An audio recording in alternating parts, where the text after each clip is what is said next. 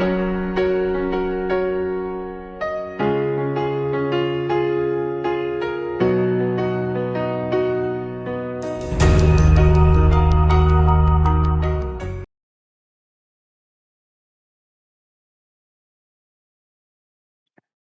bueno, muchas gracias a INS por la invitación a hablar de este tema sobre los dilemas éticos en cuidados paliativos. Agradezco también a la doctora Magaña la presentación del caso que les animo a que mientras vamos hablando en la presentación pensemos cuáles podrían ser en este paciente recién contado esos dilemas éticos en el manejo que se le dio, y luego ya veremos el abordaje que tuvimos con el equipo de cuidados paliativos. Siempre agradeciendo al doctor William López de la Oficina de Cuidados Paliativos del MinSal por la ayuda que nos presta todas las unidades.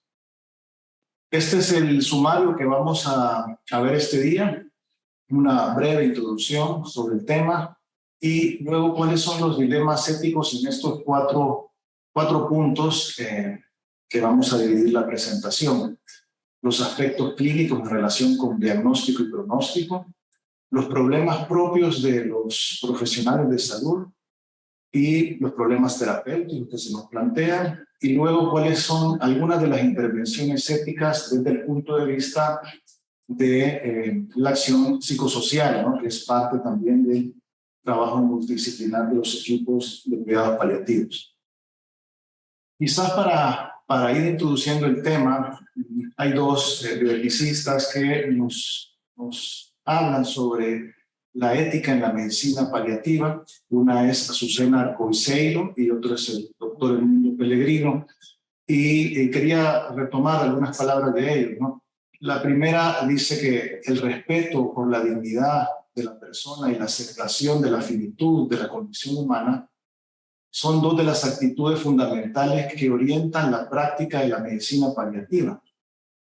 Y quisiera subrayar, ¿no?, el segundo aspecto, ¿no?, de aceptar que somos limitados, ¿no?, aceptar la finitud de los pacientes y también las limitaciones que como médicos podemos tener ante una enfermedad muy avanzada, es importante, porque eso va a hacer que respetemos la dignidad de la persona humana. Cuando no aceptamos la limitación de la condición humana en una enfermedad avanzada, pues transgredimos la dignidad del paciente. Y el doctor Pellegrino dice: todos los problemas éticos se mueven alrededor de dos ejes: el control del dolor y del sufrimiento y el respeto a la autonomía del paciente. Se habla mucho, ¿no?, en la bioética sobre la autonomía del paciente, y nuestros pacientes en cuidados paliativos que están con síntomas descontrolados o incluso un gran sufrimiento, de alguna manera ya tienen afectada su autonomía, porque el no estar bien, el no estar aliviado, el no estar confortable, ya les restringe un poco su autonomía. Esa petición de los pacientes por terminar con la vida o por morir, más es una petición de que le aliviemos del dolor y que aliviemos el sufrimiento que está teniendo. Entonces, en general, todos los actos médicos que realizamos los profesionales de la medicina paliativa son eminentemente éticos, porque vamos a entender de mejor manera la limitación del paciente y nuestra, y también respetamos la autonomía del paciente, entendiendo que lo que piden es dolor y sufrimiento. También el modelo de la medicina paliativa es un modelo de humanismo para otras especialidades, porque lo dice este autor, Harvey Chochinov, que es un psiquiatra canadiense paliativista, que habla sobre la dignidad de la persona y que nos expone que en la medicina paliativa hay un ABCD que está condicionando, digamos, las acciones éticas que nosotros hacemos y cuidando la dignidad de la persona. La A es la actitud, la B es el comportamiento, La C es la compasión, que es el corazón de la medicina paliativa, y la D es el diálogo o la comunicación, que es importante tenerlo en cuenta, porque ahí nos vamos a jugar muchas cosas con los pacientes y los familiares. Este autor dice que ir más allá de los cuidados físicos para abarcar los existenciales es algo que en la medicina paliativa está muy en su ADN. Bien, y no quería dejar pasar lo que recientemente hemos vivido, ¿no? Que no se nos olvide la pandemia que hemos tenido hace un par de años y que hizo que todos aquellos actos éticos que en medicina paliativa están como muy metidos, también se volvieran a retomar, ¿no? Al ver la cercanía de la muerte tan frecuente que tuvimos en esos años, ¿no? Y algunas instituciones que defienden los cuidados paliativos a nivel mundial establecieron los principios éticos que se deberían de optimizar durante el cuidado de los pacientes de medicina paliativa dentro de la pandemia, que al final son esos cuidados, son esas acciones éticas que nosotros realizamos a diario, digamos, ¿no? Y quería recalcar quizás esta primera, que es el no abandono, es decir, que toda persona que tenga necesidad médica no debe ser abandonado por los especialistas que atendemos a estos pacientes. También es importante mencionar este otro principio, ¿no? Que es el cuidado centrado en la persona.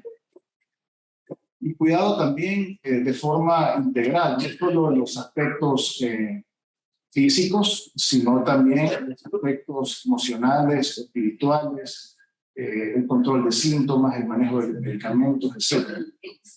Y como ven, hay otros principios éticos muy importantes que están ahí escritos, ¿no?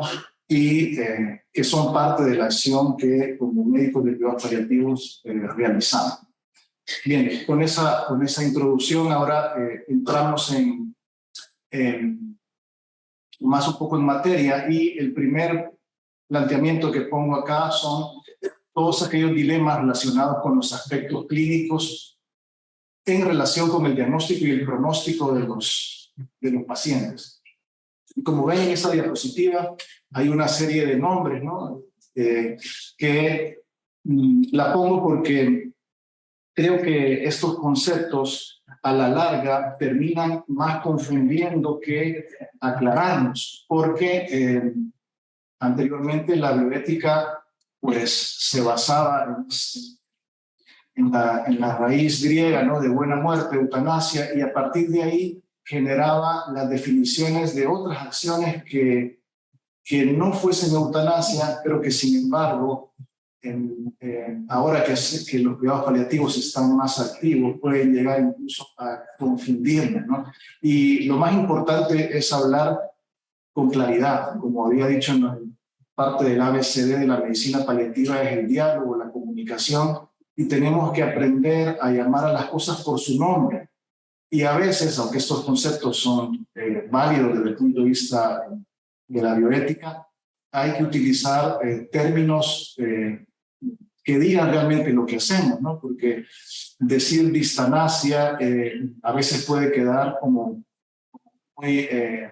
nos puede llevar a equívocos. En cambio, hablar de obstinación terapéutica pues es una definición más clara, ¿no? O hablar de autotanasia, y es mejor decir limitación o adecuación de los esfuerzos terapéuticos. Entonces, la idea que quiero dejar clara acá es que usemos los términos más adecuados, donde nos podamos entender con las familias y con los pacientes, que son los que tenemos que comunicar de buena manera lo que realmente estamos haciendo. Entonces, mi mensaje con esta diapositiva es dejar de utilizar a veces estos términos que en el ámbito académico pues nos podemos entender, pero quizás en el ámbito ya más de relación con la familia, pacientes, es mejor llamar a las cosas por su nombre.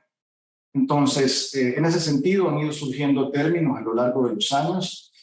Uno es este, que fue el primero en salir, la limitación del esfuerzo terapéutico, y son todas aquellas acciones que están destinadas a no avanzar, digamos, en las intervenciones con pacientes en etapas avanzadas de la vida, como por ejemplo no dar inicio a medidas de soporte vital, a retirar algunas medidas también de soporte vital, como bombas de aminas, etcétera, a no pasar un paciente a una unidad de cuidados intensivos, a no dar soporte ventilatorio, reanimación cardiopulmonar.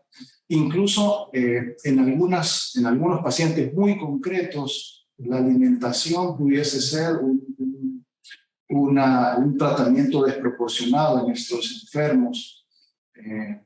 La hidratación, los antibióticos, las transfusiones, ¿no? Qué gran dilema tenemos siempre con los pacientes que son testigos de Jehová, y por supuesto que hay otras formas, ¿no?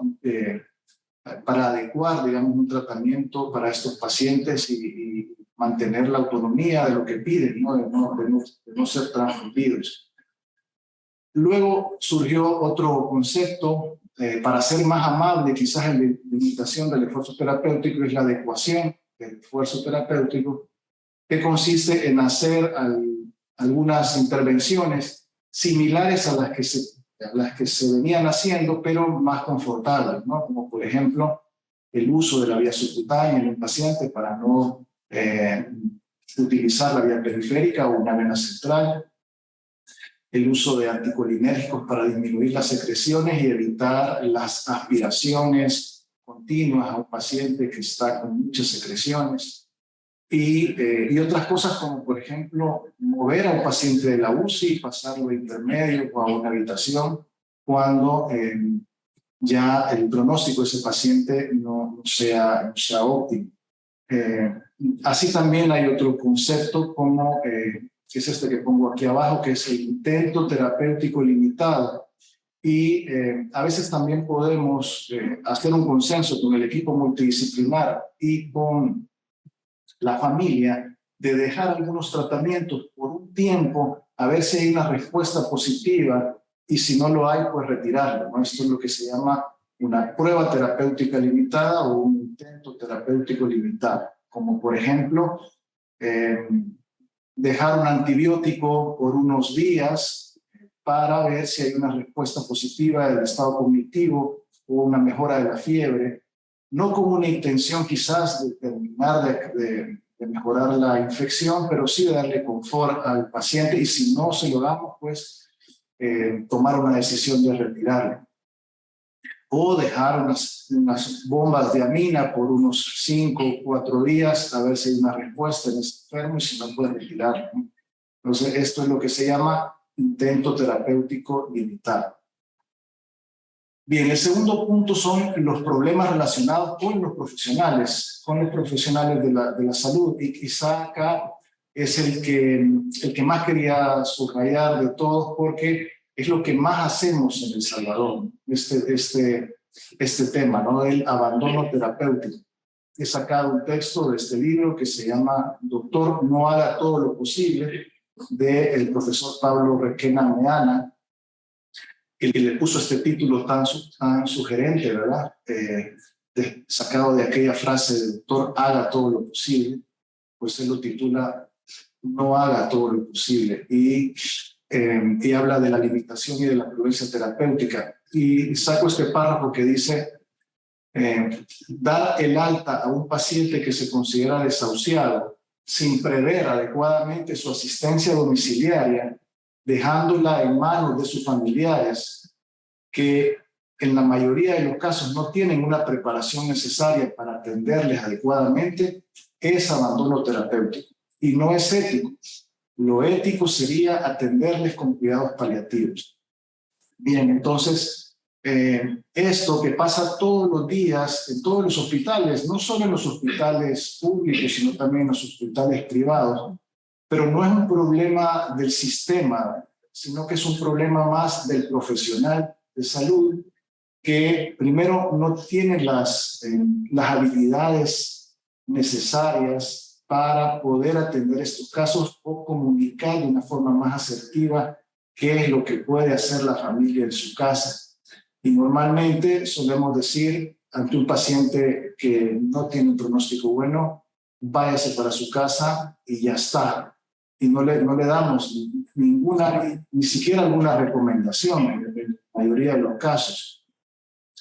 Otra cosa muy común en nuestros hospitales es cuando los pacientes por decisión propia deciden pedir el alta porque nos hemos tardado en atenderles, porque no han mejorado, porque esperaban otra cosa del hospital, por muchas razones, y no aceptar esa alta exigida, no dando medicamentos para llevar a casa, eso es abandono terapéutico. Eso no debería de existir, digamos. No es ético y lo ético sería darle los medicamentos a esos pacientes. Entonces, muchas veces esto es lo que quizás más están sufriendo nuestros pacientes actualmente, el abandono. Por esos problemas profesionales, pocas habilidades de comunicación, no se nos enseña en las universidades a comunicar bien, no se nos dan cursos ya como profesionales sobre comunicación. Y luego lo que nos toca es la medicina defensiva, es decir, hablar con los familiares de una forma muy cruda, quizás defendiendo nuestra actitud para que no vayamos a tener después una demanda si la situación va mal. Y eso pues lo tenemos muy metido en nuestros profesionales actualmente, ¿no? Cuando en vez de hablar de que el pronóstico no es bueno, que quizás lo que se requiere son otro tipo de atenciones destinadas al confort y al alivio, en vez de hablar de eso, planteamos a veces situaciones tan difíciles que el paciente y la familia tiene que tomar decisiones no acertadas, ¿no? Como por ejemplo la frase de que si no le ventilo se va a morir.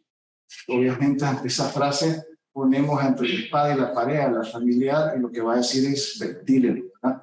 Entonces, la medicina defensiva es la forma de comunicar actualmente y es un problema más de los profesionales. Bien, y luego el tercer punto son los problemas terapéuticos que tienen que ver con la enfermedad misma y con el avance de la enfermedad. Y vamos a tocar rápidamente estos aspectos, ¿no? La eutanasia, el suicidio asistido, la sedación paliativa, la obstinación terapéutica, la nutrición ante la negativa del paciente. Fíjense que el paciente con demencia avanzada, en etapas ya muy finales, aunque no pueda hablar, a veces las expresiones, el lenguaje no verbal de estos pacientes, como por ejemplo expulsar la comida hacia afuera o tardarse en tragarla muchísimo tiempo, o incluso hemos llegado a ver pacientes que han botado lágrimas mientras el familiar está intentando meterle la comida en la boca. Eso no aceptar esa negativa del paciente a nutrirle es un problema ético muy común en nuestro medio, ¿no? Y por supuesto, ahí entra el dilema de la alimentación artificial en estos pacientes, donde lo único que haremos con esto es prolongar, quizás, dar cantidad de vida, pero con mala calidad de vida. Y hay otra forma de cómo atender a estos enfermos, pero sobre todo hablándolo de una forma más asertiva con la familia. Bien, por supuesto que dentro de los dilemas éticos hay que hablar de la eutanasia, y este es un concepto de la Sociedad Española de Cuidados Paliativos, que creo que es el más claro porque dice es la acción realizada por terceras personas a petición expresa y reiterada de un paciente para causarle la muerte de manera rápida, eficaz e indolora en el contexto de un sufrimiento físico o psíquico, como consecuencia de una enfermedad incurable que el sujeto vive como inaceptable o indigna. Y Y quizás aquí la clave es que esto es una petición expresa y reiterada, es decir, que el paciente lo va a pedir una y otra vez y de forma clara que quiere morir.